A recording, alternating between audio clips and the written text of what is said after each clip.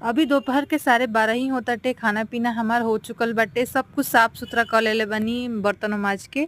आइजा हमरा दिखल हटे गाय जौन की 2 गो लेके जात रहलन, त हम कैप्चर कर लेनी हा। साथ में अभी मौसम बहुत जोर जोर से बारिश होताटे, त कहाइला कि भुट्टा पकावल जाओ मकई।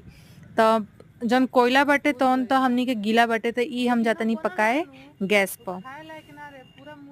अब बारिश के मौसम में गर्मा गर्म भुट्टा खाइल चाहे भुजिया खाइल चाहे। एजा मम्मी हमरा के छील के देता रही भुट्टा के ले पका के लियाओ, तो अभी हम जाए आ पका के लिए। तो एजा हम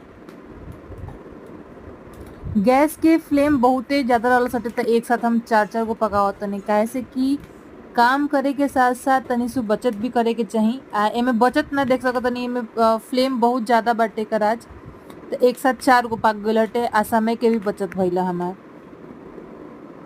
तो एजा हमार मकई पक के रेडी बाटे। आ खाने में हम मिर्ची